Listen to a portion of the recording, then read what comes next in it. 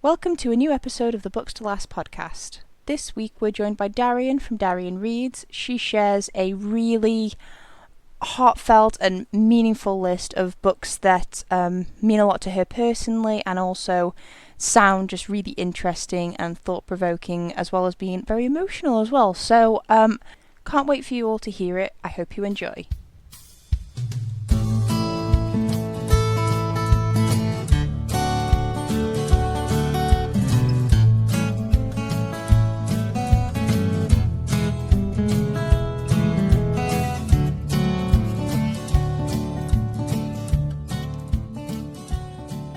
Hello, Daryan. Welcome to the Books to Last podcast. How are you doing today?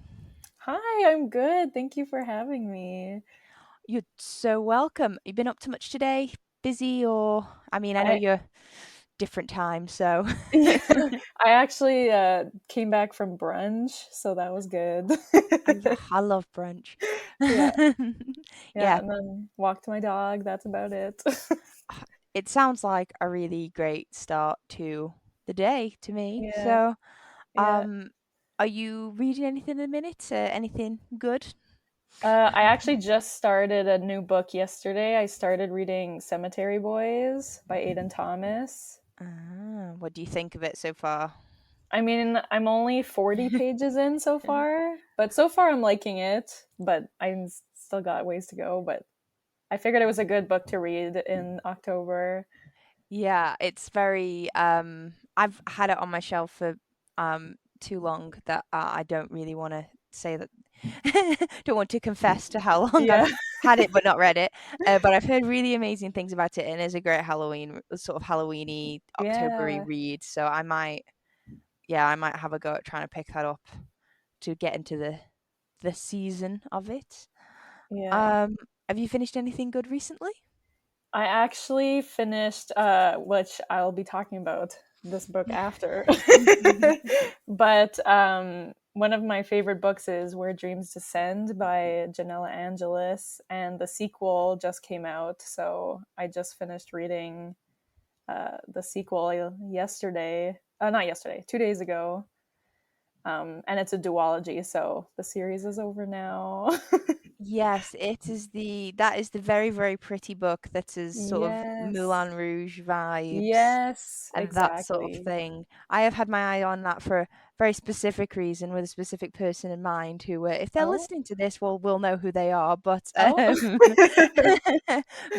in the odd chance that they don't know, I'm not going to mention it just because yes, it's a Okay. I was told it would be a good gift idea for this specific person. So, Oh, okay.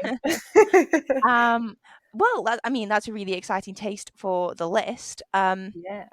Before we get into it, for any listeners who might not be aware, so Books Last Podcast is the podcast that challenges book lovers to pick the only 5 books that they can take with them when cast away forever to their isolated mystery remote location. Uh, as always, our esteemed guest gets to pick where they get cast away to. Where would you like to be cast away to this time, Diane? Well, since I get to pick, I would love to be at like a cabin by the lake, like a cottage up north or something. And if, I mean, this is not possible, but if it could be fall time, just year round, then that would be perfect. I could definitely get on board with that. Yes, I love autumn, and Yeah. yeah, I have a little ginger doggy that I take on walks, and I love taking him for walks this time of year because he color coordinates with all the leaves on the Yeah. floor, and it just is a very good. It's a very good palette for him. So he takes really. He always takes cute photos because he's adorable, but he takes very good photos in autumn. Oh, that's so cute.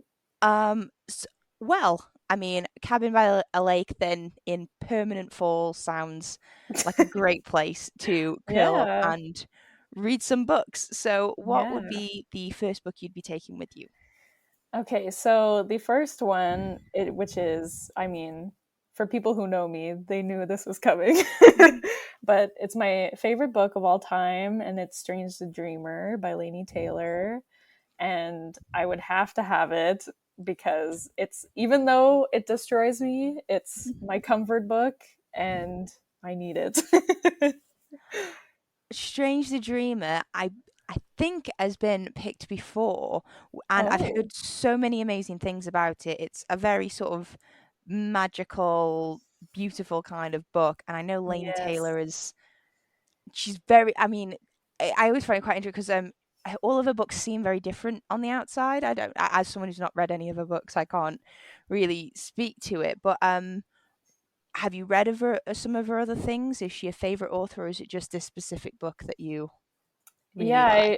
I've read the first two books in the Daughter of Smoke and Bone series. I haven't read the last one yet. And there's definitely similarities, but the stories themselves are pretty different. But I would definitely consider her my favorite author. Like, I love her writing style so much. It's like the perfect writing style for me. So, yeah. We always love when we find someone with the perfect writing style as a reader. Yes. That's what you want. Yes. I yeah, Daughter of Smoke and Bone is one that I've heard great things about as well. Mhm. And am I is Strange the Dreamer, is that a series or is it a standalone? It's a duology. Oh, right. Yeah. Would you, in a perfect world, would you want both of them, or is just the first one the best one? I mean, in a perfect world, I would take both of them, but for this list, I just chose the first one. Even though I love the second one, like both of them are like my number one and two books probably of all time, but the first one is just so special to me. Like, and I think it's also just like being introduced to the world and the characters also. Like, I just, yeah, I love it. That's always really good. And I suppose with duologies, especially when one holds up from the other one, I suppose that's quite nice because it's always really disappointing when you really love a book and then I suppose the sequel doesn't quite Yeah, match up. yeah. For all of the popularity that Stranger Dreamer has, do you know? I mean, is there? I feel like I'm just. You feel free to say you don't know. Is there? Are they on about doing a like on-screen adaptation? I just feel like I've heard so much about it that surely there must be appetite for that. I haven't heard anything. The only like I know a while ago they were supposed to adapt Daughter of Smoke and Bone and then it just never happened. Like I cuz I'm one of Laini Taylor's patrons, so I see her like posts about stuff sometimes and she's mentioned that like Daughter of Smoke and Bone was supposed to be adapted once, but she's never said anything about Stranger Dreamer. And part of me, like, I don't know, I don't know if I would want it to be adapted because I just don't see how they could do it well. Mm. Like, I'd be so nervous. Yeah, it's difficult when you've got something that you think, yeah, I mean, I've got a few books in mind like that I love and I kind of want to see the characters, but also I don't want any director to go anywhere near Yeah, it. exactly. I mean, Patreon. So does she have Patreon then, Laini Taylor? Yeah, yeah, See, that's just a really. I mean, I really love Patreon. I tend to just use it mainly for podcast providers, but I have sort of dabbled with a few other creators and stuff, and I think it's such an amazing way of supporting creators. But then also getting really cool insight that you never would have had otherwise into, I suppose, their process and everything. yeah. I love it. Like, there's a few booktubers that I'm part of their Patreon, and it's just so. I mean, first of all, it's cool to see like stuff that only you guys see, but also like there's this little community of people that you kind of because often they have like discords or they do like Patreon only sprints or something like that, and yeah, it's really cool just to be like a little group of people. Yeah, it's like a club sort of thingy, and Yeah, I often find like I don't know, I suppose with it's like a club with a paid membership, but it also doesn't feel like a paid membership because I don't know, for me, whenever I do Patreon or I don't know, is it Kofi, Coffee, or yeah, any of those, I never really see it as like. I suppose I don't see it as spending money the same way I see other ways of spending money. It's usually like something I'm very excited to give because it's like yeah, support for someone that yeah, I really admire. So that's always really cool. And it's really cool authors are doing that. yeah. Yeah, if some of my favorite authors want to start Patreons, I would definitely be there in a heartbeat. Yeah. um, Well, I mean, that sounds, I mean, an awesome start. Just for the benefit of anyone who might not have heard of it, is it an easy book to give a quick summary description about? I have a feeling not, but I mean, whenever I describe it to people, I never want to say too much because I really feel like it's best to go into it knowing as little as possible. So, the bare minimum synopsis that I usually give is it's about this boy named Laszlo, and he is a librarian, and um, he's obsessed with this lost city called Weep, and that's not the real name of the city because it was stolen from like people's minds and their memories. And like at this point people assume that it's just a myth, like they don't even know if it exists, but he like truly believes that it exists. And then he gets this opportunity to go, and that's all I want to say. Like it's really just best discovering everything along with yeah. Laszlo, I find. So That sounds really yeah. magical. Also love the name Laszlo. I think that's a really great Yeah. protagonist name. I named my dog after him. Oh, Laszlo is such a good dog name. Yeah. That's so cool. Oh, yeah. Yeah. It suits him perfectly. Yeah, that's just awesome. Okay, yeah, no, that's a really cool name. Yeah. Okay, well, a really strong start, an all-time favorite. What is the Yes. second book joining Strange the Dreamer on your list? Okay, so my second book, which is also one of my favorite books, and it's a book I read earlier this year, and it's called Beyond the Black Door by A.M. Strickland. And it's definitely less popular, I find, on BookTube and in the book community, but it's a book I try to push on so many people because I love it so much. It's your niche pick, your Yeah, your exactly. obscure recommendation. Yeah. What's Beyond the Black Door about? So it's about, this is another one that I feel like it's best not knowing I too mean, much. it's not very fair for me to ask you for like synopses anyway, because I am someone who notoriously does not read the blurbs on the back of books. Like I literally go off instinct and I just go off general vibes and what people have said about them, but I never ever read the back page of a book. I just go into it completely blind because I often find the blurb just gives like half the plot Yeah. away. Yeah, I find that too. Like, if you ask me to describe a book like that I own that I haven't read yet, like, there's no way I would be able to tell you properly. Yeah, there's probably similar with that. It's most of the time I get bought in by sort of marketing lines. So I remember Hmm. the Disasters by MK England that was marketed as Breakfast Club meets Guardians of the Galaxy, and I was like, yeah, you have me sold. I'll just buy Oh, that book. I don't need to read the rest. that one sounds interesting. So it's like one of those like yeah the sort of strap lines they put on the bottom of like posters and stuff tends to be enough. I don't need to read the full blip. But if you were sort of to give a Yeah. brief sort of taste so someone knew Yeah. what they were getting in for. Yeah, so this one's about this girl named Kamai, and she is a soul walker, which basically means that when other people are asleep, she is able to travel into their souls. And for as long as she could remember, every time she's traveled into someone's soul, there's been this mysterious black door that appears. And her mother has always warned her, do not open the black door, but she won't really explain why. And then at the beginning of the book, her mother passes away, and through circumstances, she ends up opening the door, and things happen. And yeah, and like the main reason I love this book so much is Kamai is throughout the book she's discovering her asexuality, and I am asexual, and this was the first time I've read a book that I felt described the way I feel so accurately and so perfectly. And so for me, like, it just meant so much to me to read that. So I try to push it on people because I'm like, if you want to know how I feel, like, just read this book and you'll see. That's really amazing because I know I've seen a lot of sort of discourse on Twitter and stuff about overt asexual representation because there's sort of a lot of people sort of, I know, make kind of arguments sometimes that there's like that there is asexual representation in a book, but it's just not sort of explicitly stated, Yep. and that's sort of enough. And Yeah. people I would disagree.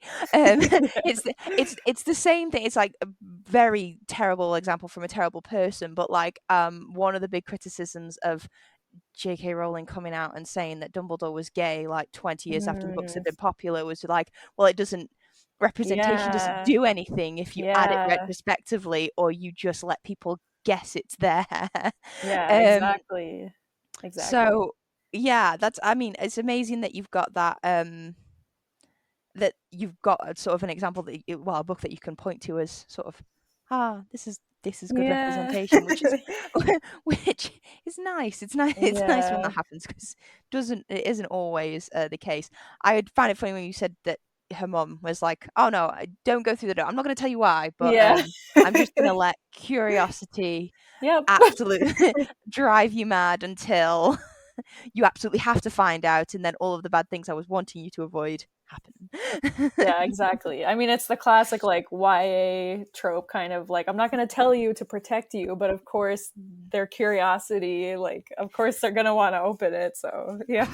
It's like none of these parents have ever heard of the cat that got killed by curiosity. Honestly, it's just, do they not? It's Yeah. just, although I suppose it tends to work quite well. I am rereading Percy Jackson at the Mhm. moment, which is one of my favorite ones and favorite books, because a podcast that I listen to, a podcaster I like very much, is reading them for the first time, and I'm doing sort of read along with him. Podcast called The Newest Olympian, shouting it out here. People go and listen to it. I really want to be on that podcast. So, Just so putting it out there. just putting it out into the universe, I Yeah. would give limbs to go on that podcast.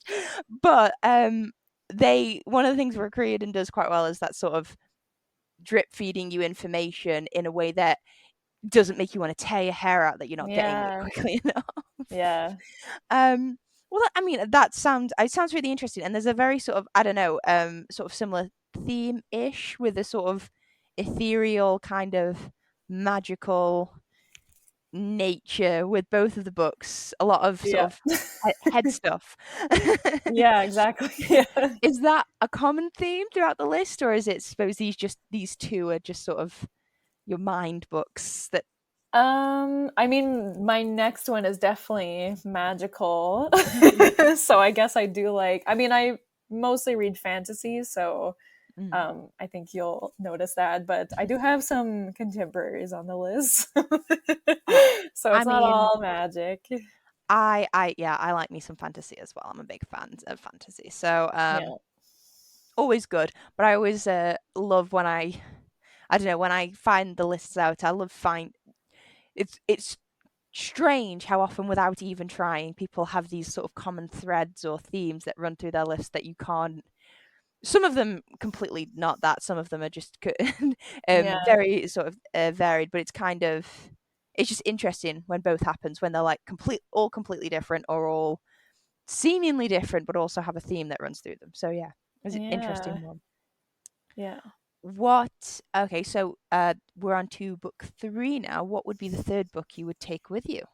So this one I teased before, but that is Where Dreams Descend by Janella Angelis, which is another part of another duology, but I would take the first one.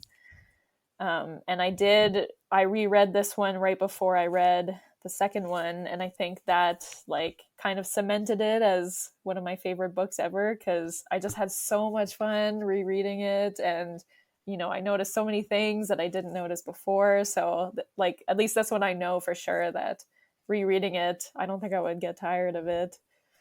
Yeah. Yeah, it's always good when it holds up on a reread. I have only really heard this book and the phrase Moulin Rouge Yep. coupled together. Exactly. Is that all that anyone really needs to know, or what's the sort of what's it sort of about? What's the main like thrust of the novel? Yeah, like I think when this, I mean, the author herself, like she kind of sells this book as Moulin Rouge meets Phantom of the Opera, and I would say that's uh, a good descriptor of it. It's basically about this girl named Kalia, and she is a magician, and in this society, like the men magicians are kind of allowed, I guess, to be like show magicians, but the women, they're expected to use their magic for the home and stuff like that. But yep. Cute eye roll for anybody. for, for all the people who can't see me right now, that Yeah. was me rolling my eyes incredibly loudly. I apologize. Yeah.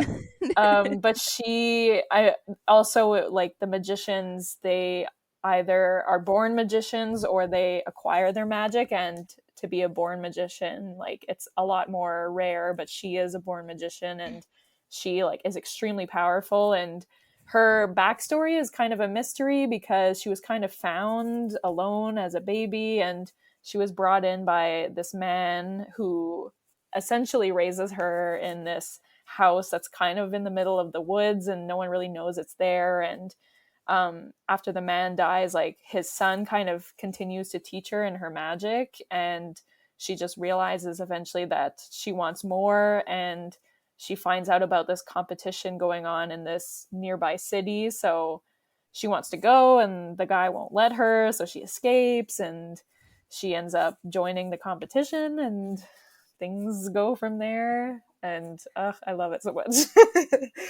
I mean, that sounds really. I mean, that sounds really intriguing, and I really, really, really want to read this book. It Yes. has been on my TBR for a while. I, I just I would never consider myself like a fan of magicians or magic. Like, I mean, I'm not the kind of person who would probably ever buy tickets to go to a magic show. But Hmm. when you give me the Night Circus or or Yeah. or movies like The Prestige, when have Oh. you seen me? Oh my god, I um, love The Prestige. it's one of those things. It's like for some reason I'm completely hooked, and I'm like, I am not someone who would ever call myself someone who's into, like, I suppose, magic tricks in the Yeah. showmanship kind of way, but I just like really, really, really enjoy two sort of magician types go like having some kind of long-winded and overly convoluted competition to see who's the better showman. Yeah. And Yeah. there's just something really, I suppose, I don't know, glamorous and exciting about it. It just sounds like this is very much that sort of vibe. Yeah. Oh, Although I it's know the so Night good. Circus is a controversial topic with that, because I know find most people really like it or really don't like it. Yeah, I haven't read it yet, but I really want to. I've heard some people compare it, like Where Dreams Ascend, Mm. to The Night Circus, so that makes me want to read it, but I guess we'll Yeah. see. Yeah. It's an interesting one. It's definitely, I feel like Erin Morgenstern's writing style is a bit of an acquired taste. I Mhm. kind of gave up trying to keep track of because the chapters jump about from different years. I gave up Okay. trying to track down Yeah. like what order, because it's not in chronological order, and I just couldn't keep up with trying to keep track of that. So essentially, I just kind of took it from while I was reading the book, where I was reading that. I'd get a few sort of paragraphs and I'd be like, oh, okay, so this is happening before this, but after this, and Yeah. it does make sense eventually once you sort of get into it. But yeah, it's very much that sort of thing, and that sounds slightly similar. But I like the I watched Moulin Rouge for the first time on a friend's recommendation because I hadn't seen it just like a few months ago. Oh gosh. Well, at So least you've seen it. yeah, really late to the party, Yeah. and it was one of those So good. I was really didn't know what to think about it. And I came out of it just kind of not sure how I felt. And then I think a few days later, I found myself singing their version of Diamonds Are a Girl's Best Oh, Friend. yes. And I was like, oh no, I do feel like I need to rewatch it now, because I appreciate Yeah. I appreciate what they're doing on a bit more reflection. I think I was just a bit wasn't expecting it, and I just kept watching it saying, but why is Slughorn dressed like the Ghost and Fire Man? Yeah, I mean, I think if you don't know like how wacky it is, then it's definitely a little jarring when you watch it. But yeah, I love that movie so much. Yeah, it was. I think also because I was expecting it to be, because I knew it was a musical, I was expecting it to be, I don't know, like have its own sort of musical songs and score Right. and stuff. And then I was sort of watching it, and me and my husband were like, "Is he singing Elton John? That sounds like Elton John." Yep. And then we kind of figured out that they were all actually like modern songs that had sort of been rewritten. And I actually think it's really, really clever what they do. And Yeah. I knew Lady Marmalade, Marmalade, whichever. I knew that was in it because I've had that in my playlist, despite the fact I've never seen the film forever. Yeah. So because I love Christina Aguilera, so Yep. that was just in there. And I was really disappointed that the full version that I have on my phone was not in the film. Oh yeah. Yeah. It's like a shorter version. But Yeah. anyway, that's it for my tangent review of Moulin Rouge. I definitely recommend anyone who hasn't watched it to go and watch it. Yes. Um, That's so good. it's a relatively, like, it's been out for a while. I'm just incredibly late to the party, like I am with everything. Well, at least you've seen it now. Yes, better late than never. Okay, so Where Dreams Descend, as your third pick, what is the fourth book that is joining your list? Well, I before I go to the fourth book, I do want to mention my Ooh. favorite part of Where Dreams Ascend, aside from the magic, but my favorite part is the romance in the book. And I would say it's probably, like, it's definitely in my top 5 favorite romances ever. And it's like, I always say it's like Janella Angeles kind of went into my brain and was like, what would Daryan like? And then just wrote it exactly how I would want it. So if you are like me and you like really sweet and like, especially like soft boys, then I would highly recommend this book because like the male love interest is so soft and so sweet, and I love him so much. So I just had to express my love for them. We appreciate bookships on the podcast. Yes. I mean, we've had the lovely ladies from Bookish Banter podcast over, and they have a really great episode where they just dedicated to talking about bookish boyfriends. Oh, And love that. and yeah, we like good romance arcs and stuff. And I like that you mentioned that it's quite well done, because I know it varies when there's romance in a book, but it's Yeah. also combined with fantasy elements. It Yeah. varies on the sort of focus and quality of different aspects. And Yeah. yeah, Oh, that's about. it's so good. It's so good. Well, I mean, that's a great recommendation for Where Dreams Descend for people who love soft boys and just really sweet love arcs. Yes. So yes, the Yes. fourth book on your list. Okay, so this is my first contemporary pick, and that is Radio Silence by Alice Oseman.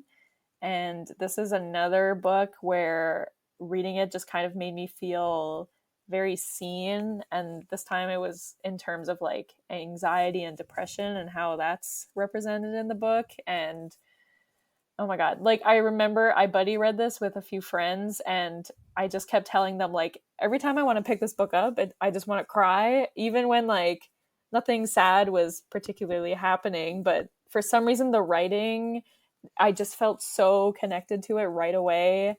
And that's just another book that like I just felt very seen by, and it meant a lot to me when I read it. And I haven't reread it yet, but I just know like I'm going to be able to I also got through it like really quickly. Like it was so easy to read, and I can't wait to reread it one day. Yeah. Well, where better to do it than your cabin in Yeah. next to the lake in autumn? Exactly. That, I mean, it's always really special when a book, I suppose, I mean, did you expect it to, did you know it had that kind of element written into it, or did it just kind of just take you by surprise when you read I it? did a bit. Like, I knew it was hard hitting, and I knew like people had cried reading it, so I was a bit prepared.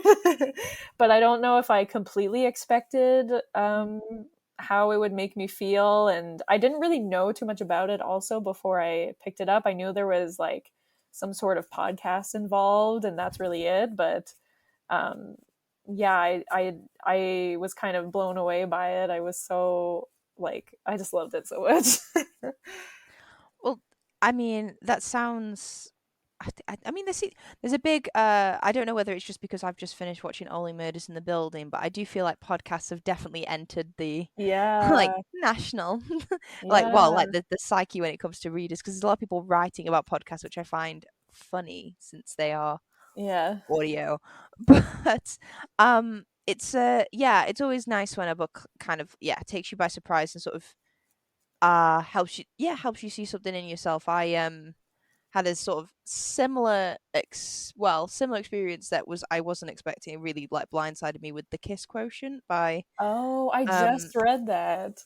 yeah, so I read it when it came. So when first came out, I heard there was like so much buzz about it. Everyone was reading the arc, and they were all like just so um just talking it up so much. And I was like, oh well, I read the occasional romance. I'll just read that.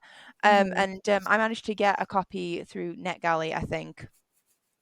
I remember reading it, and I was just expecting it to be like a fluffy romance, which it Yeah, absolutely is, and it's yeah, excellent romance.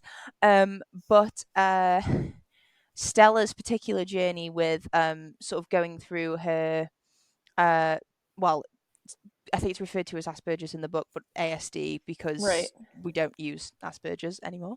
Mhm, Um I wasn't expecting to identify with a character so much, because mhm. especially since I myself at the time didn't identify as someone with ASD. So I just found that just really surprising, especially when it was wrapped up with literally it's a reverse pretty gender flipped pretty woman story. That Yeah, is the exactly. so I was like absolutely not like expecting that to come with that, and it just sort of triggered a lot of questions and that sort of thing, and it's always really, I suppose, nice but also terrifying Yeah, when something like yeah. that kind of happens, because it's like, no, this is my own Yeah. mind. Why are you shining lights on these parts of my mind? Yeah, especially when you're not expecting it, it's kinda like, "Whoa, hold on." Just like I feel you just why are you coming for me like Yeah. Yeah, um exactly. yeah, but so radio science, you said it was a bit about a podcast. I mean, what's the sort of, is there like with it being contemporary, is there sort of a story arc? Is it less about plot and more to do with characters, or Yeah, I would say it's mostly a character-driven story. It's about this girl named Frances who she's in high school and she's obsessed with this podcast called Universe City, and the identity of the person who runs the podcast, like everyone just calls them the creator because no one knows who it is behind the podcast. And in her spare time, like, she draws art for it and posts it on Tumblr, I think. And like, her art kind of, not that she's like super famous, but her art kind of gets seen by a lot of people. And then the person running the podcast reaches out to her to ask if she wanted to do like official art for it. And then it turns out she actually knows the person who's running the podcast. It's this guy. I think he's at her school, if I'm remembering correctly. And they strike up this friendship, and it's such like, oh my god, their friendship is so beautiful. And one thing I loved about it is not once do you ever think like, oh, it's friends to lovers. Like, they're clearly friends, and I I don't think I've ever read a book that had such a deep like male female friendship that there's no hint of romance at all. And like, it was just so beautiful to read, and I loved their dynamic so much. And also Frances, like, she puts so much pressure on herself at school and to do well in school, and she has to go to the best college or university after. And I really resonate that resonated with me because especially when I was in high school, like, I put so much pressure on myself, and so her school anxiety meant a lot to me because like I've read books where, you know, like high school characters, it's just about school, but like it just felt much deeper than that, instead of like people just stressing about tests and stuff. Like, I don't know how to explain it, but the way she wrote it just felt so accurate to how I felt in Mm. high school as well. And then also Alid, who is the other character who runs the podcast, he is struggling with a lot Mhm. to say the least, and they never really say like, oh, he's depressed, but he's clearly struggling with depression, and a lot of the stuff he was feeling is stuff that I felt too. And so with both these characters, like, it kind of felt like if you combine them, that's me. And it was just so interesting to watch both of their journeys. And yeah, like when I read it, I was like, oh my God, like these two characters are just me. And then to top it all off, like we find out at the end that Alid is also asexual. And so I was like, okay, like this is too much now. Like, There's a lot of authors out there just shopping in your mind for yeah. story ideas. Yeah, like, oh my God, it just, it meant so much to me. And I mean, it still does. And Hmm. I loved it so much. Yeah, we are it's always, I mean, it should not be as groundbreaking and impressive as it is when an author writes like a completely platonic relationship Hmm. between two people. Yeah. Because I feel like romances is sort of just injected into so many, I don't know, yeah, just where it doesn't need to be a lot of the time. Hmm. And it is really good when they actually, I suppose, keep it, actually keep it platonic, and, you know, this sort of very non-romantic love between two characters. Because I've often found when I find like a book is going in that direction, I start getting like, towards the end I start getting like a bit excited, like, oh, are they actually gonna make it Yeah. to the end of the book and they're not gonna be in a relationship? And then in the last chapter or page or paragraph, it sort of gets flipped, and I feel like I've been catfished, and I just Yeah, and it's like, exactly. why would you make me go that long? Yeah. And then just take it away. But I do find, because I mean, I do it as well as a reader. I read a book, and then, you know, it's usually the first male character that gets introduced, and it's like, oh yeah, so this is the love interest. He's obviously, Yep. I mean, there's no reason, they've got nothing in common and they clearly don't get on, but Yep. obviously that's what's going to happen. Yep. Yep. And I really resent how often I'm wrong. I started calling it the Scooby-Doo rule. So another podcast I listen to, Meddling Adults, the general theory with Scooby-Doo is the first person you meet who's not in the gang is the person behind the Oh, mask. Doesn't yeah. always, not always true, but usually it's the first person who's not in the gang. That's your guy. Yeah, that's Um, true. it's the same with like most YA novels. The first person who's not in your sort of he's not in your core group. He's not your sort of thing. That's him. That's the love Yep.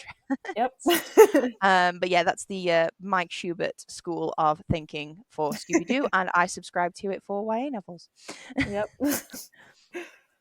So, Radio Silence, a contemporary, slightly different from other ones, but also a really sort of thoughtful and, it sounds like, emotionally sort of provocative book. Yes.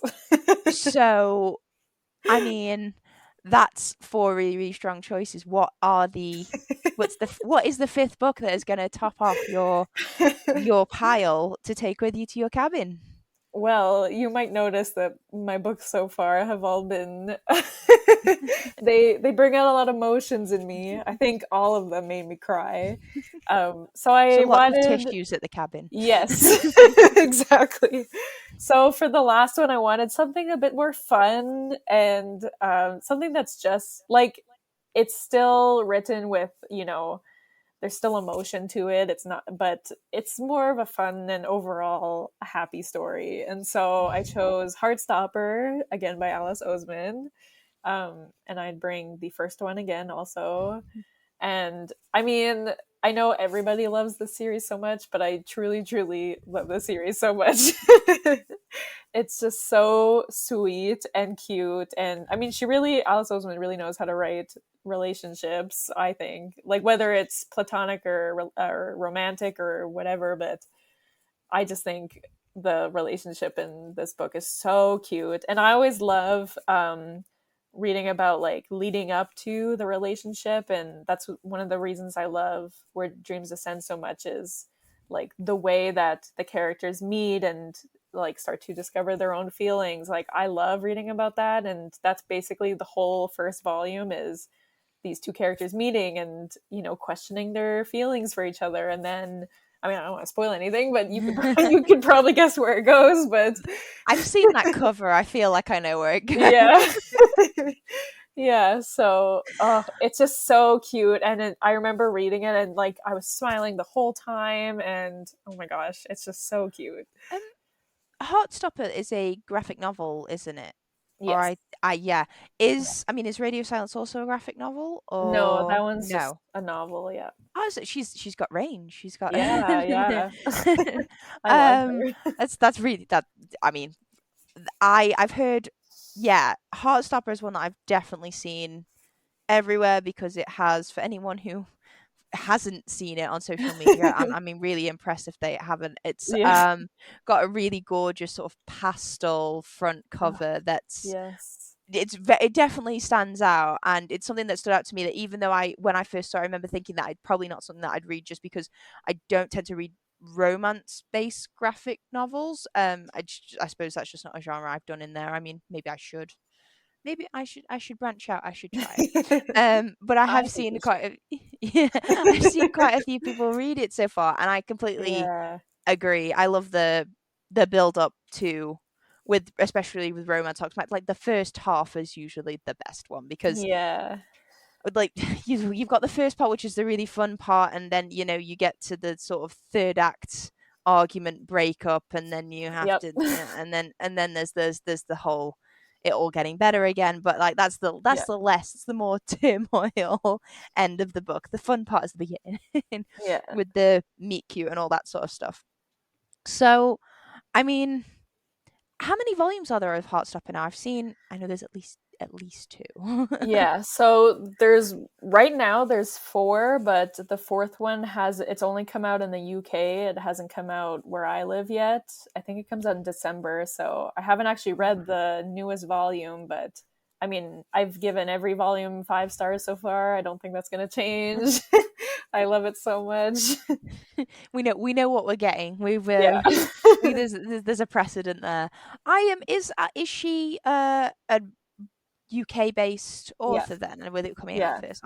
That's so rare. It doesn't usually, America gets the books in Yeah. the books that I want to read come out first in America, and they have the nicer covers in America. um Yeah. but or yeah, so that's interesting. I don't know why, but in my head I thought it was an American author for Heartstopper, but I was wrong. That's All her always books are always UK, I think. UK yeah. based. Yeah.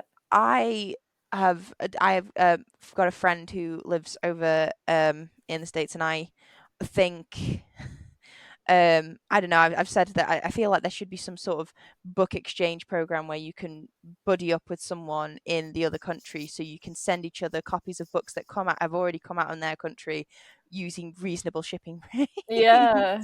Because Yeah. bookstores, I don't know who they are sending their books with, but they are not very Yeah. cheap.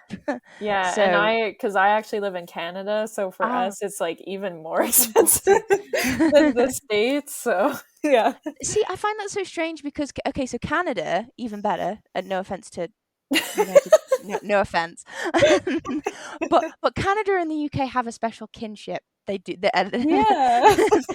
There's something in there that I think the I've heard it sort of said that like the cultures are kind of just close. They're not the same, but they're just closer Yeah. than there's a much bigger departure between sort of American culture and like Anglophile culture, and I think that Canada's closer to it in that Yeah. way. But Yeah.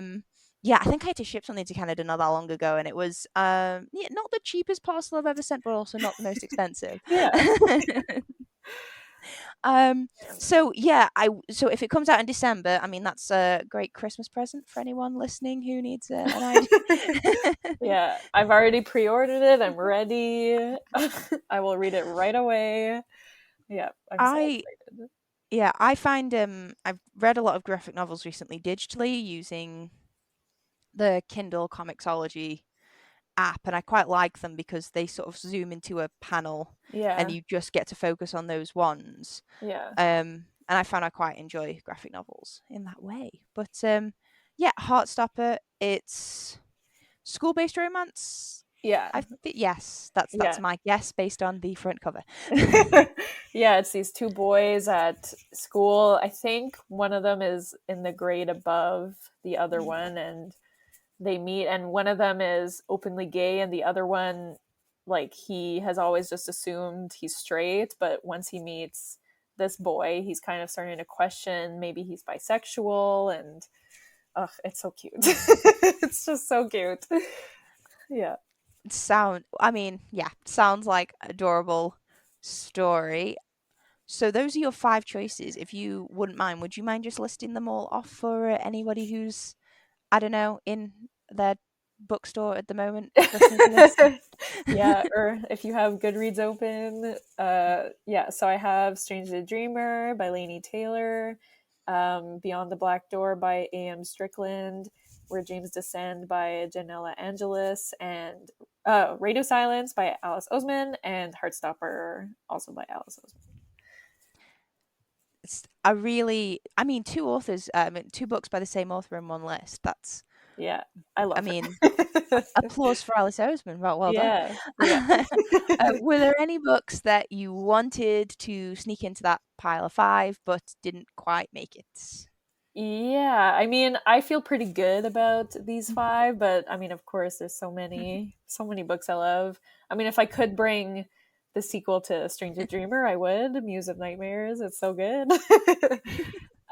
There's also one book that I was debating between this book and Heartstopper is Summer of Salt by Katrina Leno, and that book I read last summer, and after I initially finished it, I gave it 4.5 stars, but like that's a book that I haven't really stopped thinking about since I read it, and I think if I reread it I would give it 5 stars because there was just something about it that I loved it so much.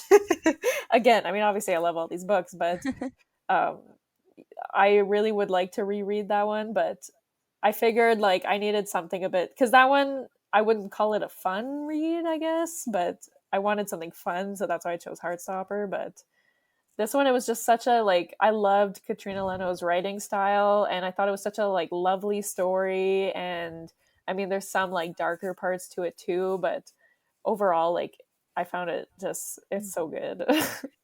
You wanted something fun to help you recover from your Yeah. onslaught of tears and emotions from Exactly. from your previous. I mean, that sounds like a solid choice. Like, it's kind of like when I watch a scary movie or something sad, I have to watch like comedy specials Yeah. or Disney afterwards to cheer myself up. Yeah. Yeah, because most of the books I picked, like Strange the Dreamer, like I feel like people don't talk about this too much, but the ending of that book is so heartbreaking. And it's probably one of the saddest endings of a book I've ever read. And like I've read it twice now and I've cried so much both times. And Mhm. then Beyond the Black Door makes me cry because of like how connected I feel, and also like I mean, it's also sad. Like her main character's mother passes away, which is very sad. And then Where Dreams Descend also has kind of a sad ending, and Radio Silence just makes me cry because I love these characters so much and they go through so much. So I figured that was enough. That was enough Ye- for one list. they're all sad, happy books. Yeah, Happy. They're not being sad isn't the main theme. There's happiness in there as well, but they are yeah, emotional books, yes, which for is really sure. nice because I mean, why else do we read if not to sort of feel things? And I think with fantasy as well, fantasy is sneaky like that because people think of fantasy as sort of, oh, it's all magic and fun and games, and then you No. sort of end up getting tricked into just like really loving these characters, and then horrible things happen to them, and I just like, Yeah. oh god, I mean, I Oh think, my god, god, yeah. It's like the amount of, I think I've probably had, I say I don't read like sad books, like generally as a rule, like I don't read anything that's too sort of full of angst or suffering, because I tend to like overtly like avoid those books on purpose, and then I read like the Poppy War Oh my god. or, or something else, and I'm like, but you're not really avoiding anything. If anything, you're just Yeah. kind of like Oh my god, that's you're putting the baby books away, and you're just like just diving straight into just yeah. pain. It's Yeah. horrible. Oh my god, yeah, Oh yeah. that's a rough one in terms of emotions. Listeners of the podcast will have heard me talk about the Poppy War before. Oh my It is gosh. highly recommended, but go in with your eyes wide Oh open. yeah. Yeah.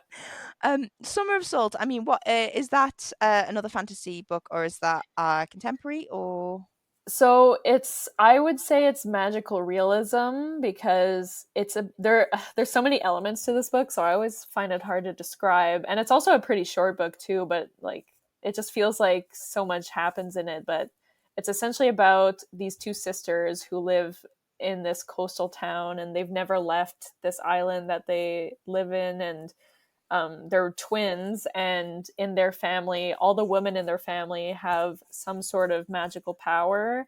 And the main character's twin sister, her power was kind of revealed when they were born, but the main character, her power still hasn't kind of shown itself yet. And they've always said like, oh, the powers kind of reveal themselves by their 18th birthday, and the 18th birthday is coming up, and there's no sign of her power yet. So she's dealing with that. And there's also during the summer, this town gets a lot of tourists because there's this very rare bird that comes to their town every summer. And so they get a bunch of like bird watchers, enthusiast. yes, bird enthusiasts who come and stay there. And so there's that, and there's a whole like story with this bird. And there's also a girl comes, and the main character is very interested in this girl, and there's just so much that happens. And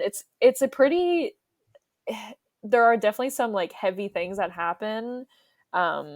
Like there's mention of rape in this book, so trigger Mm. warnings for that. But it's pretty heavy, but at the same time it's like it's a very like slice of life story. And you just, without even, I don't know how I find it so hard to describe, because I find like the writing is kind of quiet in a way. Like it's very not like in your face, this is what you're feeling about these characters. Like you just find yourself kind of falling in love with the characters and really caring about what's going on, even though like it's really just spending a summer with them. And I don't know, it's just it's just so good. I really love it.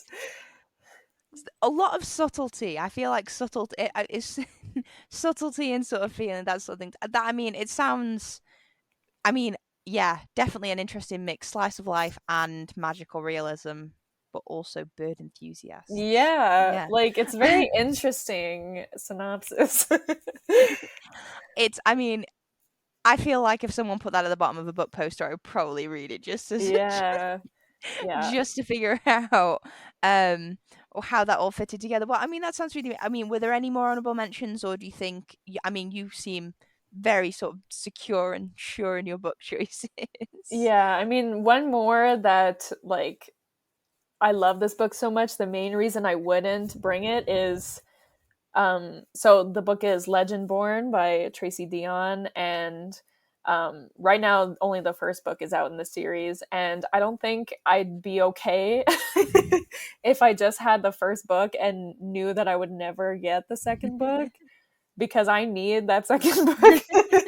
Like I'm so excited for it, and I need to know what happens next. And so the main reason I wouldn't bring it is because like I don't think I'd be satisfied reading it knowing I'd never get to read the second book. So that one I kind of had to leave off just for that reason. Sounds Yeah. like a solid reason. I mean, Legendborn is yeah, again, one I've heard really amazing things about. Um so I mean, that's a really great list and some really fun honorable mentions. If listeners wanted to check out more of your book recommendations, hear about some more books you love, whereabouts could they find you? Well, I do have a booktube channel. My channel is Daryan Reads. My name is spelled Daryan, in case people don't know. And I also have a Goodreads. I think my name is just Daryan there, but my link is on my booktube as well. And I have an Instagram, Daryan Reads, and a Twitter, Daryan Reads. I'm just Daryan Reads We like everywhere. solid branding. Yeah. I don't feel like thinking of another name. I'm just fine using that. And yeah, that's all my social media. Well, definitely listeners should go and check Daryan out. I have checked Daryan out in all those places and she's great. You should go and Thanks. see her. Thank you. Thank you so much for sharing your list with me. If anybody listening wanted to check out more of the podcast because they've found this one by accident, please sort of subscribe on whatever your preferred podcast provider is, and you can follow us on @BooksToLastPod on Twitter and Instagram, because we also like solid branding at the podcast. So @BooksToLastPod, because podcast was too many letters for someone.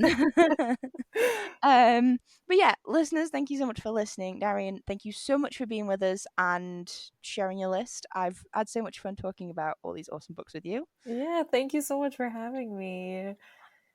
All my pleasure. But yes, thank you so much for listening, and until next time, bye for now.